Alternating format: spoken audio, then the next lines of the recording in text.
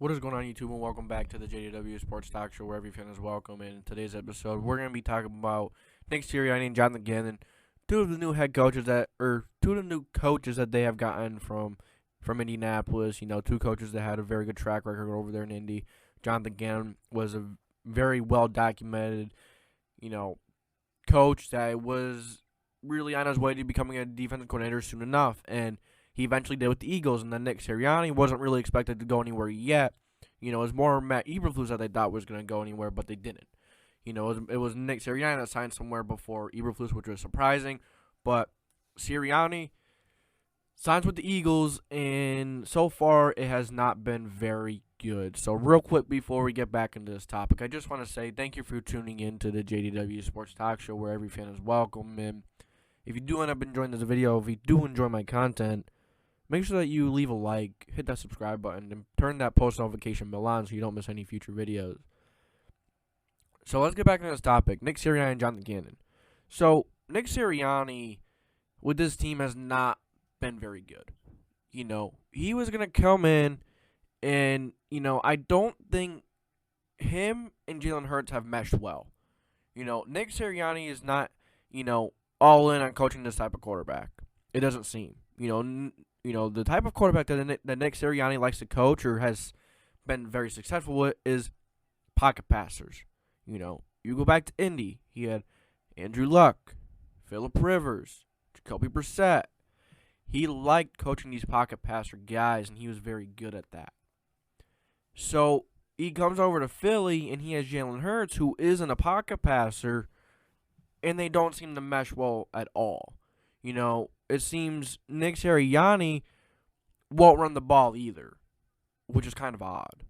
You like your pocket passer guys, but you also want to run the ball to help that pocket passer guy. It's just there's just something not meshing well here. Jalen Hurts is not a pocket passer. He's not a very good pocket passer, as we know. So they get a guy in Gardner Minshew, right, who can be a decent pocket passer. He has shown the ability to do that. So getting rid of Joe Flacco was interesting because I thought he's a very good pocket passer. So you get rid of him for a sixth rounder to the Jets. So I thought Joe Flacco would have maybe started over Gardner Minshew if stuff went haywire with Jalen Hurts. But it seems Gardner Minshew, say the Eagles go to Detroit this weekend, and they're down 23-10, which Detroit has shown the ability to put points up and play in pretty good close games with some very good teams. Rams. Now switch the Bengals. They start over versus the Bengals, but the Rams, they kept close. They kept close with the Ravens. They kept close with some very good teams in the NFL. So if the Eagles go down to Detroit and they're losing 23-10, do they put Gardner Minshew in and take Jalen Hurts out? Is that what Sirianni will do? I don't know. There is no stability within this Eagles organization. Howie Roseman is not a good drafter. Not very good at all. The owner is out of his mind for keeping Howie Roseman for this long. And then you go to the other side of the ball. You go to the defense side of the ball with Jonathan Gannon. Jonathan Gannon was expected to come in and, maybe not be scheme reliant. Maybe to be more multiple. To play with the players' abilities to the best of their ability and whatever works for them the best. You guys I'm trying to say, that he's going to put every player in the best position possible, no matter the talent, no matter the skill level, to succeed as much as possible. He's not going to be scheme reliant. He has been the complete opposite. He has ran what the Colts run over in Indy, the Tampa 2 defense, and that has not done the Eagles dividends. It has not been a very, very good way for the Eagles to play defense. This Eagles team does not have the linebackers to play that defense. This Eagles team does not, the safeties are okay. Corners are This Eagles team has just, defense especially has not been coached well. Jonathan Gannon has not done what he was going to do. And, opposing offenses are going down the field 90-yard drives pretty easily. The Tampa 2 defenses are supposed to make your opponent have to drive down the field 13, 14, 15 plus plays, and hoping somewhere in the midst there, the quarterback makes a mistake.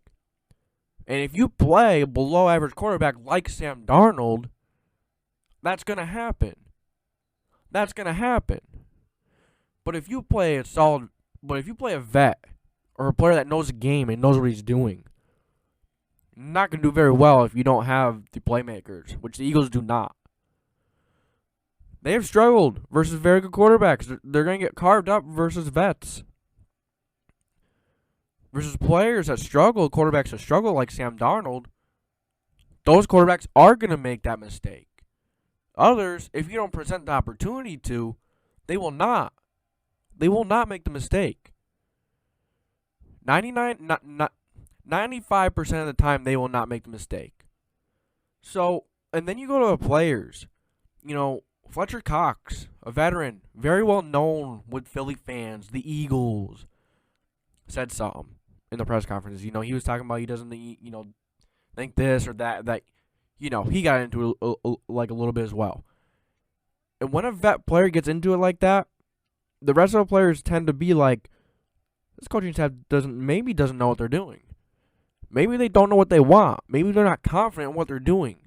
And when a veteran player with the caliber of Fletcher Cox, who has been there for quite a while, one of the best Eagles players in the last decade, starts saying that, the other players are going to start believing it. They're going to start thinking, what is wrong with this coaching staff? What is wrong with this team?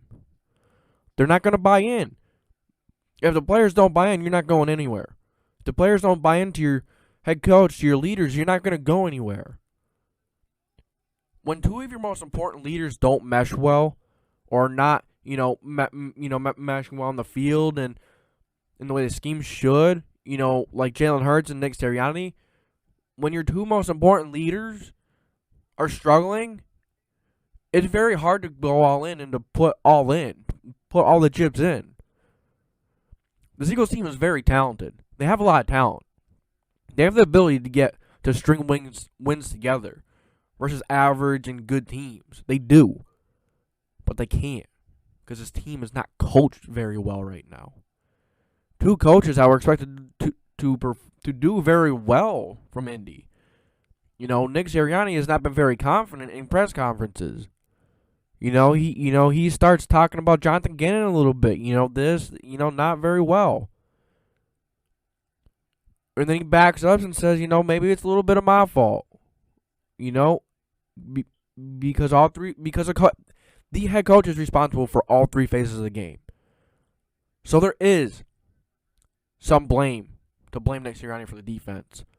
From the offense, you're not using your best players to their best abilities. Miles Sanders, why are you not running with him more? Why are you not running with Boston Scott more? Kenneth Gainwell, very talented backs, and when you actually ran with them, you were very successful. Why do you stop? Why? There's no reason to stop if it's working. I get it, It's a league right now where passing the ball is the way the league is going. If you can't pass the ball, you can't do much in this league. But, you got to be able to run the ball. At the end of the day, what wins the games? Hard-fought football games. The trenches, the defensive line, the offensive line. Running for 150 and then throwing for maybe 200. That's a winning formula. Very difficult to do, but Nick Sirianni has to coach to the strengths of this team, and he has not. Nor has Jonathan Gannon. This team has a lot to get figured out this season. Is Nick Sirianni going to be a one and done? He may be. He might just be a one and done. So that's all I really got for you guys today. Is Nick Sirianni going to be a one and done?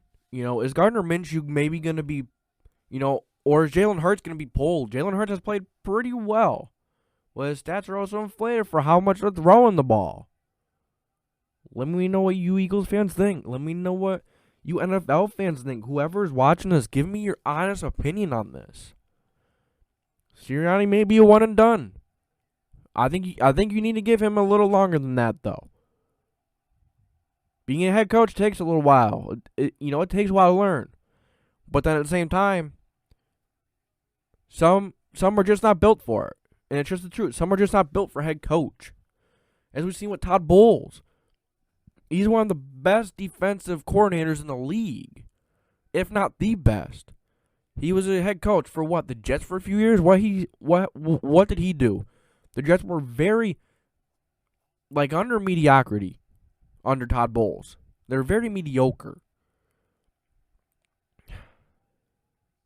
But then he goes back to Tampa Bay to be a defensive coordinator, and look how great he is as a defensive coordinator. Some people are just not built for the head coach job in this league. It's a big boy job. It's a big boy job. All jobs are. But this one's a little different, you know. You got to worry about all three phases. You have a lot on your shoulders, and some just can't handle it. And it's the truth, you know, and it's okay. Some are better when they're specialized in a specific area. Some are better when you're, a little more general. Everyone's different. Every coach is different. So, yeah, that's it for this video. Let me know what you guys think about this. That's going to be it for this video. Thank you guys for tuning in to the JDW Sports Talk Show, where every fan is welcome. Had a blast making this video. I went on a bit of a rant, but, Nick Sirianni and Jonathan Gannon have to get some things figured out over there. And then with the players starting to question it, a vet player that's been there for the last decade, one of the best defensive linemen in all of football, and for the Eagles, got to get something figured out over there. The coaching staff has to gain some confidence and coach with integrity. That's all I got for you guys today. Make sure you like, subscribe, put the post notification bell on, and I'll catch you guys in the next video. Thank you for watching. Next time.